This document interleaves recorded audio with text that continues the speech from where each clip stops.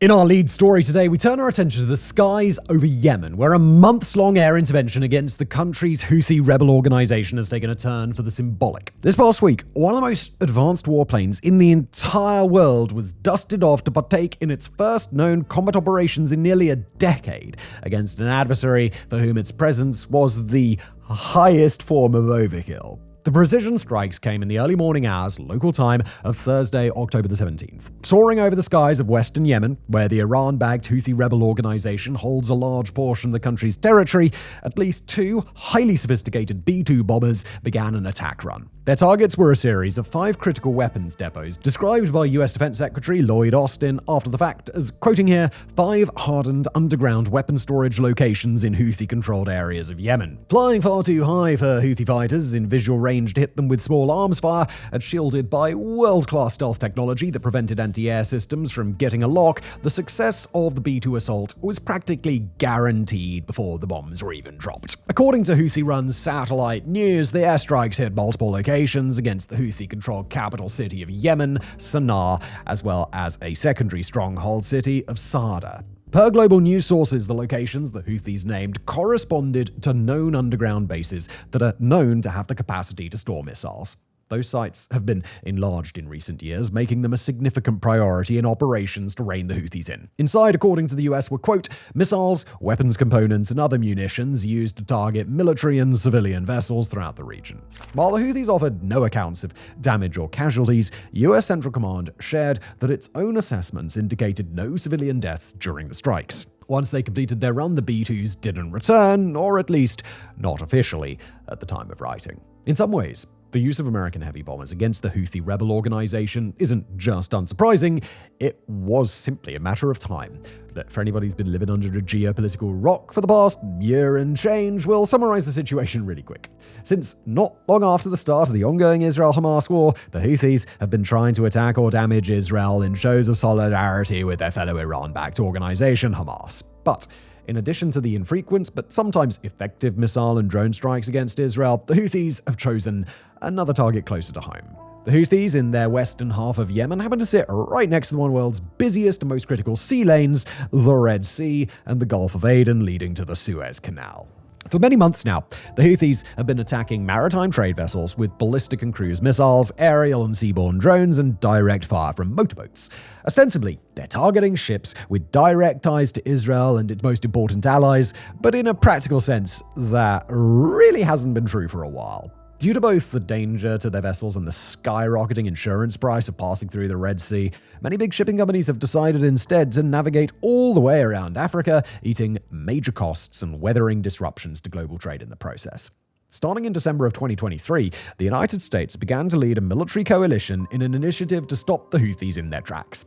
Given the rather on-the-nose codename Operation Prosperity Guardian, the coalition effort saw warships dispatched to the Red Sea from several nations. Their role was to sail out onto the open water and intervene in any Houthi attacks, shooting down incoming projectiles, while primarily American air power conducted bombing runs to destroy what the Houthis had on the ground. Unfortunately for the coalition, however, the Houthis have proved to be surprisingly good at holding up their end of this game of whack-a-mole. Although the coalition airstrikes have destroyed a fair bit of the Houthis' kit, the group apparently has plenty more to replace it. In the month of October so far, at least 3 vessels have been damaged by Houthi attacks, while coalition warships have continued to shoot down incoming aerial munitions, targeting them rather than the trade vessels they're supposed to be protecting. These hits, by the way, come after most trade traffic has vacated the Red Sea, meaning that even with a relatively small number of ships to protect, the coalition still can't stop the Houthis from getting through. And the Houthis have even notched victories in the air war, shooting down multiple American-made MQ-9 Reaper drones since Operation Prosperity Guardian kicked off. For the United States to decide that enough is enough and leverage deep penetrating munitions to try and destroy the infantry that the Houthis work hardest to hide certainly is not a surprise. It is a logical escalation to an intervention that has, at least for now, produced underwhelming results. Prior American airstrikes relied primarily on fighter bomber jets that aren't capable of carrying the sort of kit that the B-2 can manage. But this B-2 attack was about far more than just destroying hard-to-reach bunkers. After all, that's a role that less stealthy, less expensive, and substantially less rare American aircraft are perfectly capable of. The B-1 Lancer, for example, or the B-52 Stratofortress. Instead, the use of the B-2 specifically was done to send a message. And to understand that message, we've only got to look briefly at the hardware involved on both sides. Although they don't get the benefits that might come from international recognition as leaders of a sovereign nation, the Houthi rebels are by no means unequipped in their technology. They possess air defense systems that include ready-to-use interceptor missiles, and they have a number of radar installations across Yemen, although those installations have come under repeated attack by the member nations of Operation Prosperity Guardian. They're not top tier by any stretch, but they certainly don't suck until you compare them to the opposition. The B-2, by contrast, is a piece of military hardware that simply drips in sophistication and leverages technology that almost no nation on Earth could even consider putting into the field. Flying at altitudes of up to 50,000 feet, the B-2 can conduct intercontinental bombing runs with a range of nearly 7,000 miles, even before air-to-air refueling. Cruising at 560 miles per hour, the B-2 is believed to be able to carry 50,000 pounds of heavy ordnance, all while displaying such a small radar cross-section that they'd be nearly impossible to spot on instruments alone. Each B-2 is worth about $1 billion, and as we said at the outset, they haven't seen combat since 2017. Back then, they last dropped ordnance in an assault on Islamic State targets in Libya, killing about 80 of the organization's fighters. By all accounts, the sheer technological imbalance involved with sending B-2s to bomb the Houthis goes way beyond overkill. The broader message is plain to see. The Houthis may be winning the occasional battle, but push too hard and it's America that's practically guaranteed to win a war. And even just by focusing solely on this interaction between the US and the Houthis, we risk missing another broader dimension. The message sent to Iran. As we've explained, Iran is the primary international backer of the Houthi organization. Iran regards it as a critical member of its so-called axis of resistance. That axis is a loose coalition of nations and non-state actors in the Middle East, including Hamas, Hezbollah, the Houthis, and an assortment of militias in Iraq and Syria, and by some accounts, the governments of Iraq and Syria too. So when B-2 bombers go streaking over Houthi territory, Iran is going to take notice, but not just out of compassion or concern for its ally. At the time of writing, Iran is still waiting for an anticipated strike by Israel on its territory, retaliating after a recent Iranian attack against Israel. We won't diverge into an explanation of those strikes today, except to say that the situation is basically retaliation all the way down.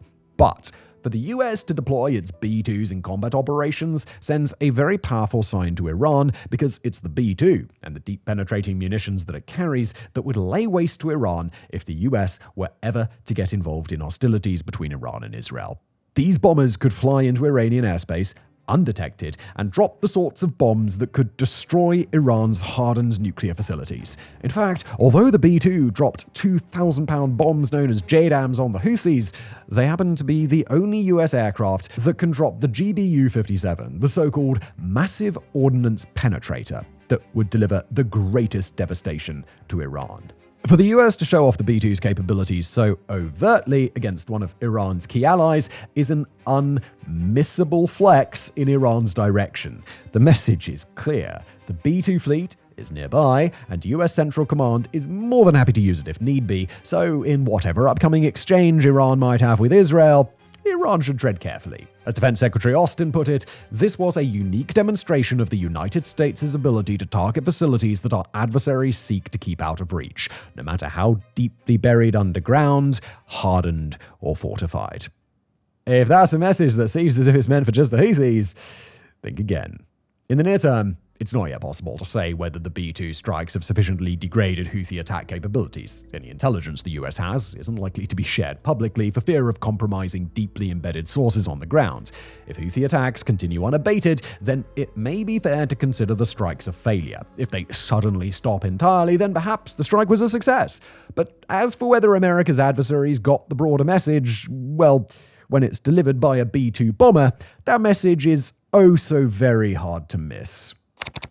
It was last month's great overlooked news story. On September the 26th, Sudan's army unleashed a devastating raid into the capital of Khartoum. As artillery boomed and planes sent missiles hurtling into buildings, the Sudanese Armed Forces, or SAF, surged across the river from Omdurman and into regions held by their rivals, the Rapid Support Forces. Within days, key bridges had been taken and the siege of a military base in the neighborhood of Kadroun was broken. While much of Khartoum remains contested, it was one of the army's most significant victories in months. At the time, we felt this story was so important that it led that week's episode of The Situation Room. But while we analysed the possible impacts of the SAF's advance in Khartoum, there was one aspect of the success that we didn't have much time to go into. One aspect which may help explain why Sudan's sprawling civil war seems so intractable. That aspect was the role of Iranian weapons in boosting the SAF. The drones and artillery and ammunition that have flooded from Tehran since last December, weapons that have once again allowed the Sudanese military to go on the offensive. That's the conclusion of a damning report released this month by the Sudan Conflict Observatory. Backed by the US State Department and building on independent journalistic work by the New York Times and the Sudan War Monitor, the report lays out the lengths Iran has gone to in its quest to ensure the SAF triumphs. It's this report that will form the backbone of this chapter. But first, we just want to give you a quick reminder of the war's wider context. A little refresher to make sure we're all up to speed with this messiest of conflicts. Kicking off in April 2023, Sudan's conflagration pits two rival generals against one another. In the blood-stained corner, we have the head of the military, General Abdel Fattah al-Burhan. In the even more blood-stained corner stands the leader of the paramilitary Rapid Support Forces, the Darfuri warlord known universally as Houthis.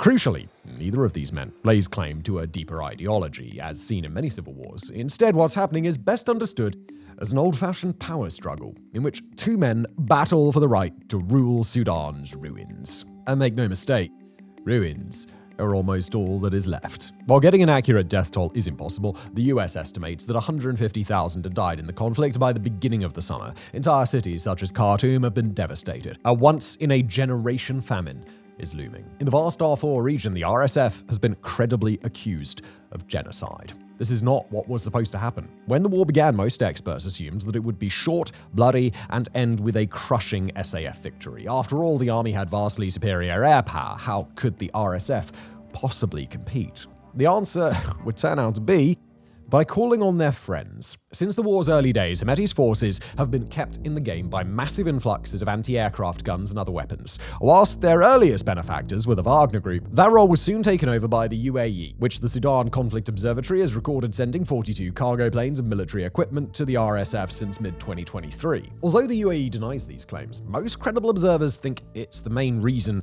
that the RSF has seen such major successes in recent months. Today, almost all of Darfur is in their hands, alongside much of the capital and vital tracts of Sudan's agricultural heartlands in the south. Meanwhile, prior to the Khartoum offensive, the army was increasingly confined to a small pocket around the Red Sea city of Port Sudan. The UAE even seemed to have made headway discouraging the SAF's external backers from getting involved. Although Egypt technically supports the military, the Washington Post explains how, quote, support from the military's long-standing ally Egypt cooled after the UAE promised to invest $35 billion in Egypt. That left the army with only allies who were mostly hands-off, like Saudi Arabia, or who could provide limited support, like Ukraine, which sent a small number of special forces to take out Wagner elements working with the RSF. This, then, was the desperate situation the SAF found itself in towards the end of last year. A situation in which its enemies were on the warpath and al-Burhan looked likely to lose the power struggle he had been predicted to easily win. It was at this point that the military higher-ups in Port Sudan seemed to turn to an unlikely ally. We say unlikely because prior to October of 2023, relations between Sudan and Iran have been in the freezer following attacks on diplomatic posts belonging to Sudanese ally Saudi Arabia in 2016. Nor did the SAF have much in common with Tehran. As the Sudan War Monitor writes, historically, Sudan and Iran are not closely connected, either culturally or politically. Now, this isn't to say the two had never had dealings. In the 1990s under dictator Omar al-Bashir, Sudan had fallen out badly with both Egypt and Saudi Arabia. Lacking any other friends, Khartoum had turned to Iran for help. But this marriage of convenience didn't last long. Although Sudan continued to buy Iranian weaponry during the Darfur War in the 2000s, it soon decided to prioritize mending relations with Saudi Arabia over keeping Tehran on side. By the 2010s, Iran had once again been frozen out. So the obvious question is, Well, what changed? What made it suddenly acceptable for al-Burhan to throw his lot in with the Iranians? Speaking to the New Arab, researcher and political analyst Jihad Mashamoun pointed to the China-backed rapprochement between Iran and Saudi Arabia in spring of 2023. In his words, the move came against a more conducive regional context. This meant al-Burhan could approach Tehran without destroying his relationship with Riyadh. In October of 2023, 8 years after breaking off relations, the SAF underwent its own rapprochement with Tehran. That December, secret flights began arriving in Port Sudan, laden with weapons. Exactly how many of these flights has been made is unknown. The Sudan Conflict Observatory reports 9 in total between December of 2023 and July of this year, but there may have been more since. What's certain is the purpose of these flights. The observatory's report goes into great detail as to why we can assume they were bringing Iranian weapons, but the simple version is that all 9 were tracked, stopping off in key places where the Islamic Revolutionary Guard developed weapon systems and were undertaken using a sanctioned cargo plane that the US has previously linked to arms deliveries to Syria. Even without this evidence, though, it would be pretty obvious what was happening. Following that first flight in December, analysts noted the appearance of Iranian-made drones like the Mahajr 6 on the battlefield. This autumn, the New York Times reported that weapons belonging to Yemen's Houthis have also turned up in the SAF's possession. Then there's the visible impact on the battlefield. Not long after the first flights landed, the Sudanese army launched a ground offensive into the city of Omdurman, breaking an RSF siege. Flights then stopped for 3 months, a period that coincided with the rapid support forces making major gains in the south. Shortly after the flights restarted, the army launched its current counter-offensive in Khartoum. Given these shipments have led to SAF successes, it's maybe not a surprise that al-Burhan has cozied up to Tehran, especially when you consider reports in the journal Africa Defense Forum that Iran is also supplying intelligence to the Sudanese army. No. Perhaps the real surprise isn't that al-Burhan would want Iranian help, but that the Iranians would be so willing to give it to him. Remember, the RSF was initially backed by the Wagner Group, which means Iran's close ally, Russia, was siding with Houthi. Now they're backed by the UAE, a rival to Iran, but also a fellow member of the BRICS grouping of nations. There's also the Israel angle. While journalist Alex Duval has reported in Responsible Statecraft that the Mossad wanted to back the RSF when the war broke out, the Israeli government leaned more towards al-Burhan. As recently as September, Israeli Prime Minister Benjamin Netanyahu held up a map before the UN showing Israel's friends in green. Among them was Sudan. And perhaps that's no surprise. It was under General al-Burhan's leadership that Khartoum agreed to sign the Abraham Accords and freeze Hamas assets in Sudan. In other words, Iran currently seems to be backing an army that's friends with its own worst enemy, an army fighting a paramilitary group that has previously been backed by a major Iranian ally. All of this at a time when it looks like war with Israel is closer than ever. And it gets crazier. In their recent piece, the New York Times also reported on Saudi cash transfers to the SAF that were used to buy Iranian drones. This despite Riyadh and Tehran being mortal enemies until only a year or so ago. So, to ask a technical question here, what the actual is going on? Well, to understand Iran's backing of the SAF, we simply need to consider things from the perspective of realpolitik. Al-Burhan, you see, has something that the Iranians desperately want, something Tehran has been trying to secure for years: access to the Red Sea. Although it's not quite the Taiwan Strait, the Red Sea is one of the world's most important shipping channels. Something like 12% of world shipping passes through here. It's also a waterway that multiple regional powers consider vital to their security. Egypt, Saudi Arabia, Israel, UAE, and Turkey all either want to establish major ports there or have done so already. The tiny African nation of Djibouti has even turned its position at the mouth of the Red Sea into a vital source of revenue, allowing everyone from the United States to China to establish bases and selling commercial port access to powerful neighbors like Ethiopia. Well, what everyone else wants, Iran wants too. For years, the Iranian Navy has kept up a presence in the Red Sea. So far, though, a naval base has eluded Tehran, which is where the SAF comes in. Aside from contested regions around the greater Khartoum area, al-Burhan's army has been confined to the shores of the Red Sea. It seems likely that the Iranian hope is to translate military support for the SAF into a permanent foothold on the Sudanese coast. If that were to happen, the consequences could be huge. The Africa Defense Forum writes that, quote, establishing a presence in Sudan would, in essence, enable Iran to box in its regional opponents, including Saudi Arabia and Israel, and threaten shipping through the Suez Canal. End quote. This is likewise thought to be a major reason the UAE is backing the Rapid Support Forces. Aside from distrusting the Islamist factions associated with the Sudanese army, Abu Dhabi has made acquiring a Red Sea port a priority. Were Houthi to fully defeat the SAF, the Emiratis would get their way. At least, that's what both UAE and Iran assume. The reality might be somewhat different. According to anonymous Sudanese officials, the army has so far rebuffed Iran's requests for a Red Sea naval base, likely fearing the backlash from friendly nations like Israel. Still, it would be foolish to assume that Tehran has given up. And the longer the war drags on for, the more help the SAF needs, the more indebted a victorious al-Burhan would be to Iran. And it's here that, at last, we get to one of the sad truths of the Sudan war. For all outside nations may enjoy meddling in this conflict, the fact is that none of them really care about what happens to the Sudanese themselves. The last few years have seen a rising tide of instability in the Horn of Africa, an instability that has been fueled in large part by the power players in the Middle East.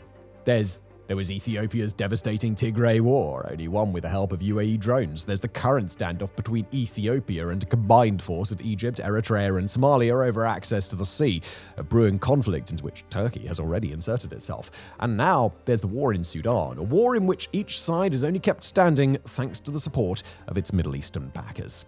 Such cynical moves are nothing new in geopolitics, nor should we really blame Abu Dhabi or Tehran for wanting to gain an advantage on their rivals.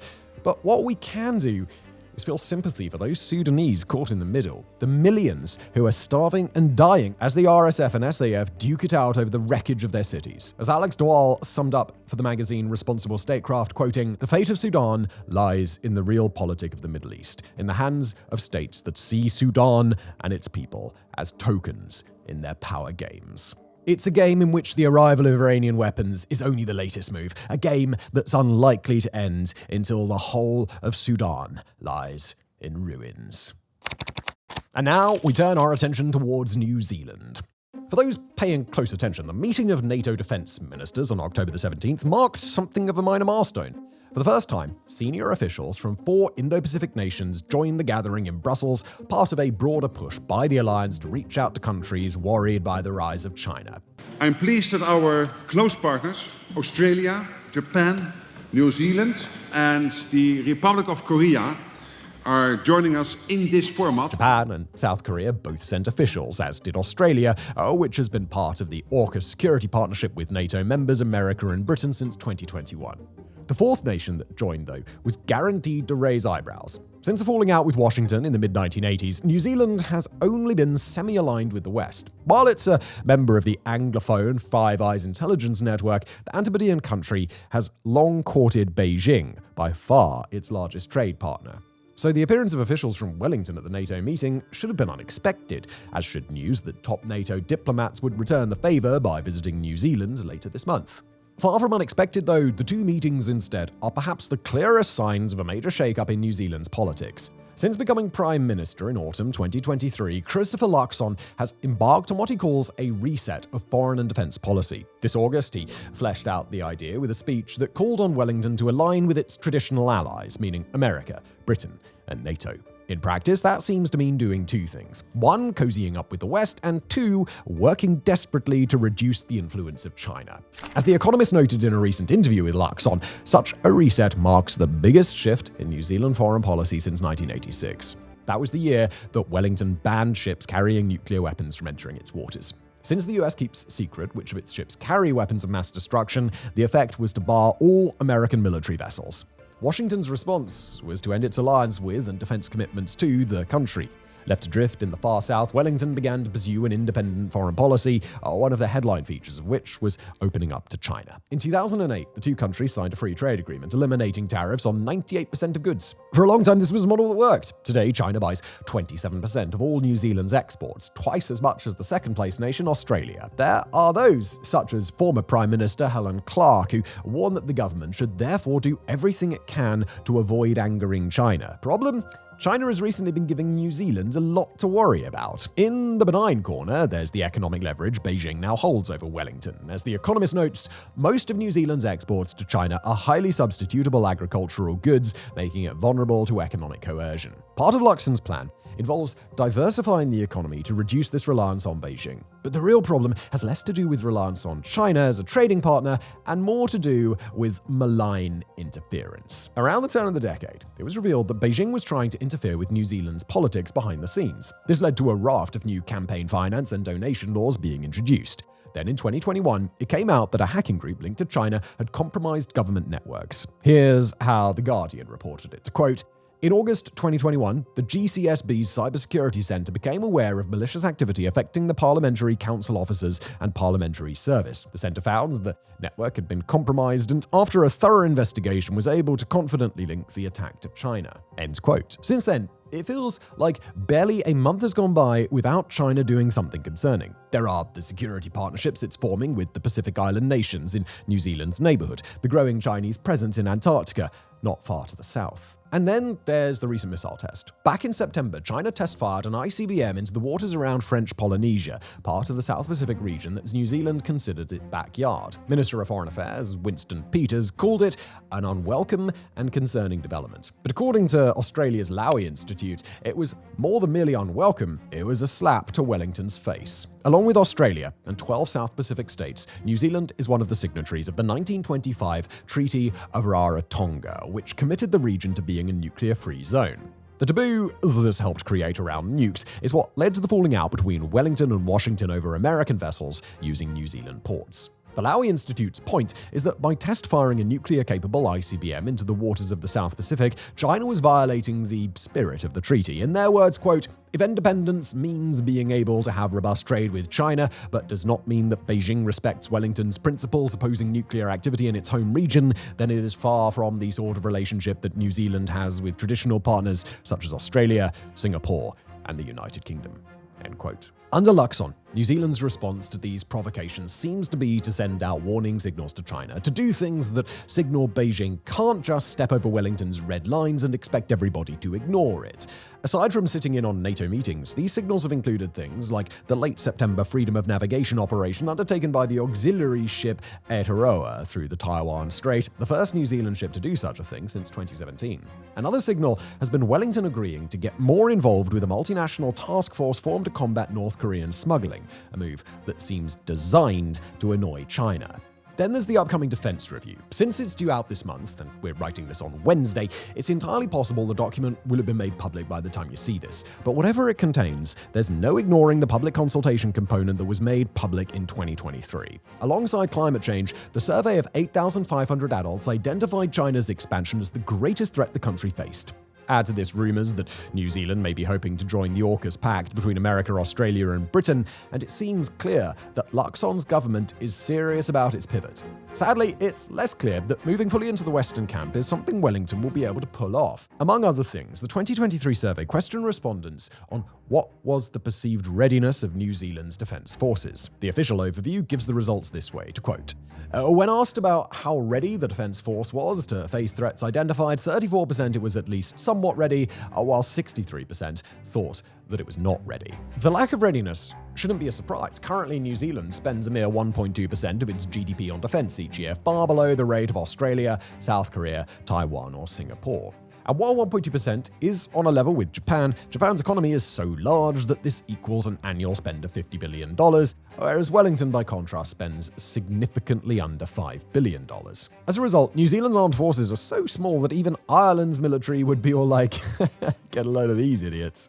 The Navy has only 8 vessels. The Air Force has no fighter jets. According to the Defence Force's own website, the number of soldiers in the army is paltry. Quote, "Our army is comprised of almost 6,500 regular force and reserve personnel." By way of comparison here, Singapore, with a similarly sized population, is estimated to have around 45,000 active army personnel with hundreds of thousands in reserve. All of this suggests that New Zealand would struggle to counter any serious measures taken by China to keep it from moving too far into the Western camp. It also suggests that the benefits for Wellington of cozying up to NATO or getting into AUKUS would far outweigh the benefits for all the other members of the alliances. Whatever the cost-benefit analysis, though, the story remains important, and not just for those living in New Zealand. For the first time in decades, it is clear that Wellington is undergoing a massive foreign policy realignment, that its worries about China are starting to get more and more in tune with those of other Indo-Pacific nations.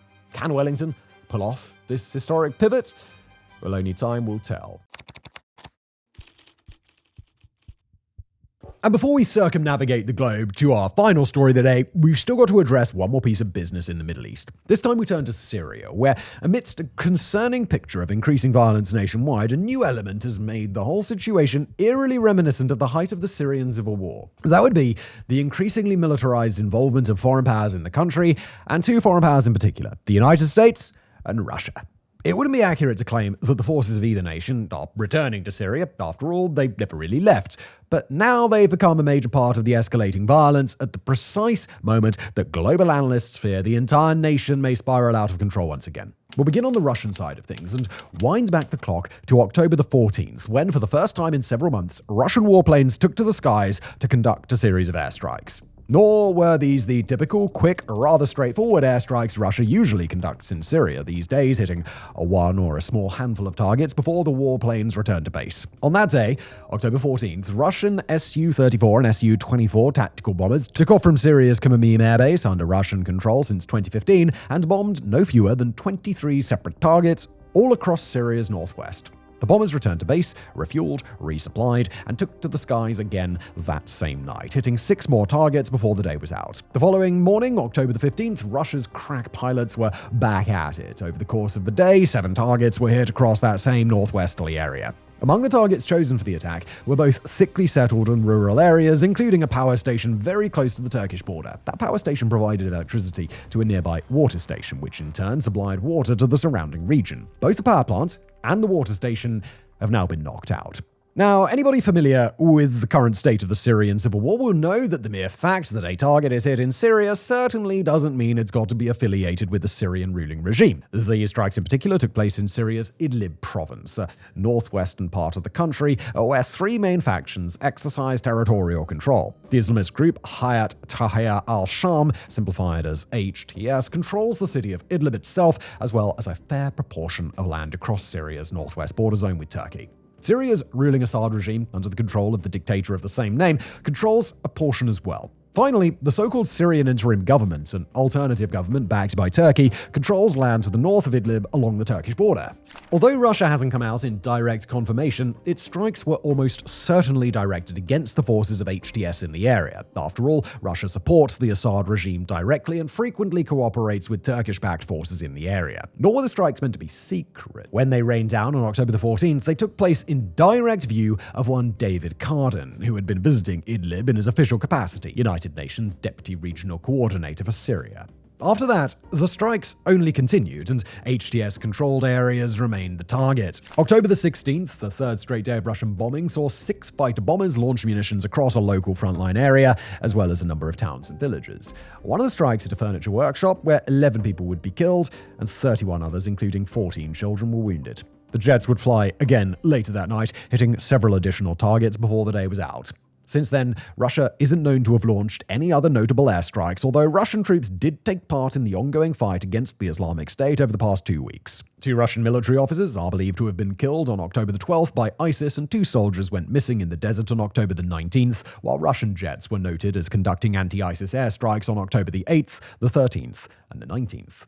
But before we move on to the United States, we've got to shine a light on the actions of Russia's international partner in northern Syria, the neighboring and more powerful nation of Turkey.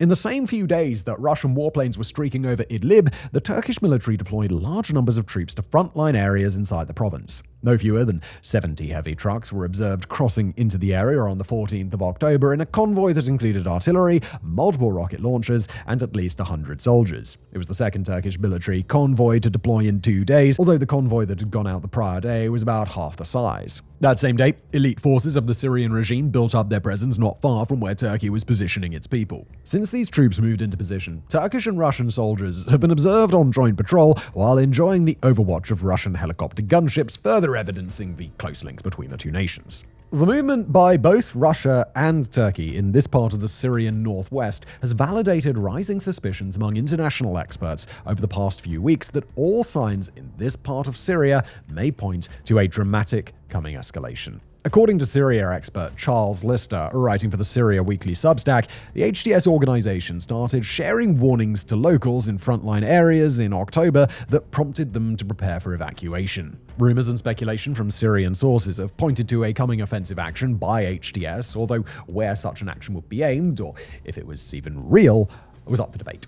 Meanwhile, starting in late September, the Assad regime and its associated militias began shelling HTS areas at unusual intensity while positioning over 1,000 troops in the area that have since been backed up by the Turkish troops that we mentioned before. Russian aircraft haven't been bombing until mid-October, but they'd been flying over Idlib for weeks. Now, in late October, it's difficult to say from the outside what exactly Russia, Turkey, and the Assad regime's actions mean. Perhaps they caught wind of a coming attack and positioned extra troops to hem it in while launching airstrikes against leaders or weapons depots that would have been relevant. Perhaps they're getting ready for a preemptive strike to attack HTS and impede its ability for violence before HTS gets out of hand. Or perhaps the whole thing was a smokescreen, setting Russia and Turkey up to launch an attack on their own terms. Regardless, such a heavy-handed approach by Russia is certainly unusual at this stage of the conflict and suggests that fears of imminent larger-scale violence may soon be realized. Then there's the US angle to consider, where on just about the furthest opposite stretch of Syrian territory from Idlib, American forces have engaged in their own rapid intensification of combat operations. Unusually for US disclosures about operations in Syria, most announcements by US Central Command in the last few weeks have been especially sparse on details. America's involvement in Syria is primarily oriented toward constraining the Islamic State, or ISIS, in partnership with local militias and the Kurdish-led Syrian Democratic Forces. In that role, the US has been warning for months that ISIS was on track to gather strength and reconstitute, something that we've discussed in the past here on the Situation Room. Since late August, US forces have been directly involved in about a dozen acknowledged operations to degrade ISIS forces, including a daring August the 29th raid when about 100 American special operators wiped out an ISIS force that included 6 senior leaders, and a wave of airstrikes on September the 16th that killed dozens of ISIS militants. More recently, on October the 12th, US Central Command announced that American forces had carried out airstrikes against several ISIS camps in Syria, although details yet again were sparse. Sources on the ground suggested about 40 of the group's militants were killed. American anti-ISIS operations have become increasingly important in Syria over the last few weeks, owing to America's commitment to end its current deployment in Iraq by September 2025, despite ISIS still drawing significant support from that neighboring nation. Whether these anti-ISIS strikes are attempts to get as much work done as possible before a partial withdrawal or motivated by another line of thinking, that's unclear. But ISIS isn't the only adversary that the US has had to contend with in eastern Syria, and far from it, in fact. Instead, US forces have come under increasingly intense attack from a loose coalition of militias based in Iraq and Syria, all swearing common loyalty to the nation of Iran. These militants are part of the same Iranian axis as the Hamas organization, Hezbollah, the Houthi rebels, and more. But although the militias spent most of 2024 trying not to raise America's blood pressure, after a January drone strike by one of them killed 3 American soldiers in northeast Jordan, they now appear to be escalating their attack rate dramatically. The attacks largely center on one particular US base, a military installation at the Conoco oil facility close to the location of 2018's Battle of Qashm, for which, by the way, we've published a recent episode if you'd like to learn about American special operators going head-to-head with Russia's Wagner Group. But now, in 2024, America's Conoco base has become a sitting duck for local Iran-backed militias. For weeks, the rhythm there has been consistent. The militias launch a wave of rockets or maybe a couple of drones at the base, and then the US shoots down what they need to and take note of any projectiles that fall short. Then the US fires its artillery at whatever spot the attack came from. Many casualty counts are left unclear on the side of the militias, and it all repeats itself again a day or two later. But in the last couple of weeks, those US artillery strikes have increasingly centered on the military airport at Deir ez-Zor, a large nearby city, and that's particularly meaningful for one key reason. The Deir ez-Zor military airport isn't under the control of the militias, it's under control of the Assad regime, and the US has targeted regime forces not just at the airport, but elsewhere in Deir ez-Zor city in efforts to punish militia attacks. For what it's worth, neither the US nor Syria have tried to draw any public attention toward the exchanges, seemingly trying to avoid any escalation. But it is abundantly clear that the American forces, especially at that particular base, are sitting in the middle of a very hostile environment, and one where the Assad government's close links to Iran and its proxies are now on full display. Finally, just as we've emphasized the role of a close Russia ally in Syria, Turkey, we've also got to emphasize the role of a close US ally in Syria, Israel. This time everywhere, from the area immediately surrounding the Israeli-occupied Golan Heights to the Syrian capital city of Damascus. On October the 8th, Israeli strikes killed 7 people and injured 11 more in a multi-story apartment building in Damascus, just 500 meters from Iran's embassy, with that building purportedly having been used by the Hezbollah organization and Iran's Revolutionary Guard Corps. A day later in the city of Homs, Israeli airstrikes set off a massive explosion in suspected weapons depots. A similar strike would destroy weapons depots in and around the city of Latakia on October the 16th, and on October the 21st, a newly promoted Hezbollah financial leader was killed in an Israeli airstrike in Damascus. Syria has targeted a base housing Syrian soldiers, multiple border crossings between Syria and Lebanon, a checkpoint near Homs where several Syrian soldiers were killed, and numerous other targets in rural and populated areas. Most of the targets appear directly related to Israel's hostilities against the Hezbollah organization, which in turn relies heavily on supply lines, weapons caches, meeting spots, and other infrastructure based in Syria. For Syria to be battered by airstrikes from a range of more powerful nations and to soak up many tons of ordnance over the span of just a few weeks is not new.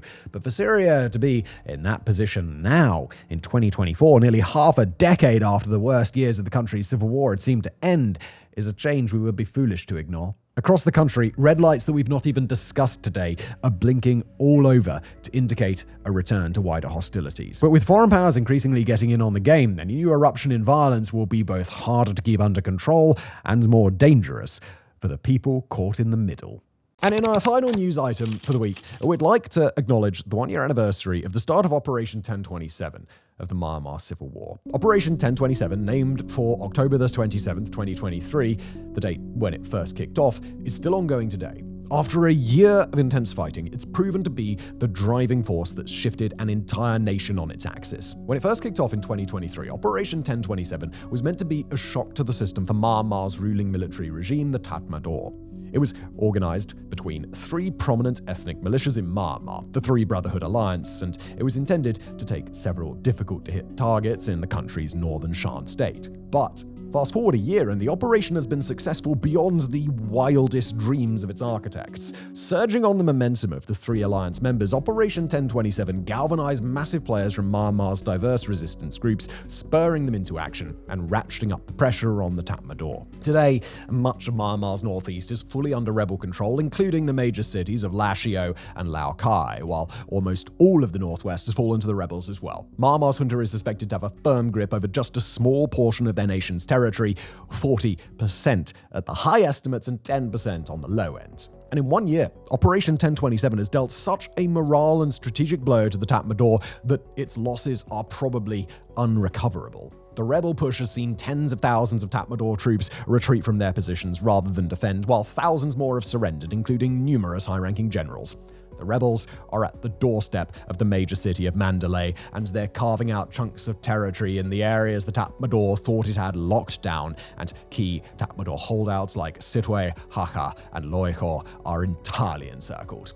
As we've spoken about at length in prior and future episodes, the hardest part of the rebels' fight is still ahead of them. Myanmar's key cities will be very difficult to break. The Tatmadaw is trying every trick it can think of to retain power, and major resistance support from the international community has yet to arrive. But 1 year after Operation 1027 began, the momentum of the Myanmar Civil War is more firmly on the rebel side than ever.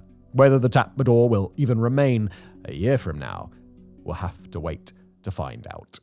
Thank you for watching.